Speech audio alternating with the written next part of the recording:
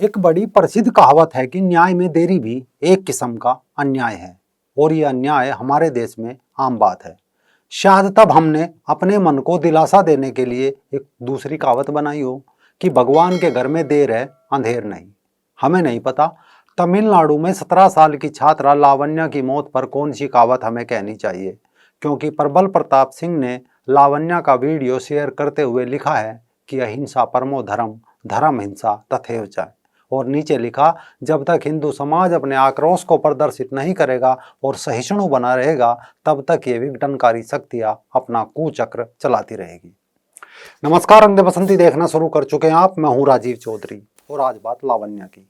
कारण जब इस देश में आत्महत्या करने वाले एक छात्र रोहित वेमुला की घटना की बात महीनों चल सकती है, पहलू खां या किसी अखलाक की मौत पर महीनों संसद रो सकती है, कठुआ की किसी आसिफा पर तथाकथित अभिनेत्री या तख्ती लेकर सरेआम रो सकती है, उसकी खबर यूएनओ तक पहुंचा सकती है, तो लावण्या पर भी एक दिन तो चर्चा होनी चाहिए। देश के चुनावी चैनल के लिए भले ही ये खबर मायने ना रखती हो, लेकिन एक हिंदू होने के नाते हमारा जमीर जरूर जागना चाहिए और उन लोगों पर सवाल खड़े होने चाहिए जो गरीब दलित बस्तियों में जीसस के नाम के कथित भगवान के नाम पर इस देश में रेप, अत्याचार, हिंसा और लावण्या जैसी मासूम हिंदू बच्ची को आत्महत्या करने तक मजबूर कर रहे हैं।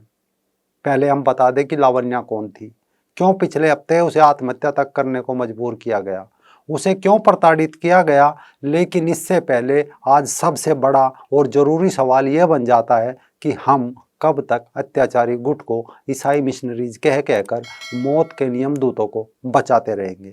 कोई तो होगा जो इन्हें आदेश दे रहा होगा, कोई तो होगा जो इन्हें काम के लिए सड़कों पर, हॉस्टलों पर, स्कूलों में, बस्तियों में और अस्पतालों में भेज रहा होगा।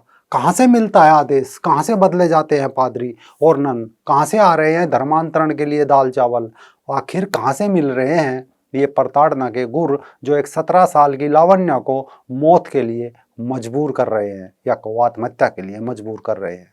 आखिर इस खबर से कितने ईसाइयों को अपने ईसाई होने पर शर्म आई या शर्म की सारी ठेकेदारी हिंदुओं ने ही ले रखी है। तमिलनाडु के तंजावुर की नाबालिग छात्रा लावण्या को उसके माँ बाप ने पढ़ने के लिए हॉस्टल भेजा था। वो पढ़ लिख भी रही थी, पढ़ने लिखने में तेज तर्रार भी थी, लेकिन उसके हॉस्टल की वार्डन को जीसस नाम की बवासीर थी। वो इस बवासीर को लावण्या पर थोपना चाहती थी, उसके गले में सूली वाला लॉकेट लटकाना चाहती थी या को लावण्या को ईसाई बनाना चाहती थी। पहले उसने उसके ऊपर मानसिक दबाव बनाया, फिर अन्य तरीकों से टॉर्चर करने लगी। हर रोज का किस्सा बन गया, हर रोज का नाटक बन गया। मार पीट, प्रताड़ना, धमकी, फबतिया, गालियां, इससे लावण्या तंग आ गई और एक दिन इन सभी प्रताड़नाओं से मुक्ति पाने के लिए उस मासूम बच्ची ने इसी 9 जनवरी 2022 को जहर खा लिया। 10 दिन तक चले इलाज के बाद उसकी मौत हो गई। सोशल मीडिया पर लड़की का वो वीडियो वायरल हुआ जिसमें वो बताती दिखती है कि धर्मांतरण न करने के कारण उसे प्रताड़ित किया जा रहा था। इस क्रम में साउथ इंडियन अभिनेत्री प्रणीता सुभाष ने ट्वीट करते उम्मीद जताई कि बच्ची को जल्द न्याय मिलेगा। लेकिन ये देखना हृदय विदारक है कि धार्मिक चीज़ों को कैसे कैसे छोटे छोटे बच्चों तक पर थोपा जा रहा है। यानी हमें आशा है न्याय मिलेगा, लेकिन सवाल है जेल कौन जाएगा? वो वार्डन? क्या उस वार्डन के जेल जाने से मामला ठीक हो जाएगा? क्या फिर कोई लावण्या आत्महत्या नहीं करेगी? ये सवाल इसलिए क्योंकि एक वार्डन जेल चली जाएगी, कल उसकी जगह दूसरी आ जाएगी, वो हटेगी, तीसरी आ जाएगी, सिलसिला चलता रहेगा। सोशल मीडिया पर सवाल उठते रहेंगे कि ईसाई मिशनरीज ने ये कर दिया, वो कर दिया, लेकिन जब तक सीधे इनके आका नहीं पकड़े जाएंगे तब तक ये सिलसिला बंद होने वाला नहीं है, तब तक ये सिलसिला रुकने वाला नहीं है। क्योंकि ये ना पहला मामला है, ना हम इसे अंतिम कह सकते। मार्च 2021 में झारखंड में 18 साल के एक लड़के सूरज ने भी इसी तरह आत्महत्या कर ली थी। उसकी आत्महत्या का कारण भी यही था कि मिशनरीज ने सूरज के परिवार को ईसाई बना दिया था, जिसके बाद मिशनरीज सूरज पर भी ईसाई मत अपना लेने का दबाव बना रहे थे। सूरज ये दबाव सहन नहीं कर पाया, वो अपना सनातन धर्म नहीं छोड़ना चाहता था, वो अपने गले में भगवान शिव राम जी की जगह सूली वाला लॉकेट नहीं लटकाना चाहता था और अंत में उसने तंग आकर एक दिन आत्महत्या कर ली।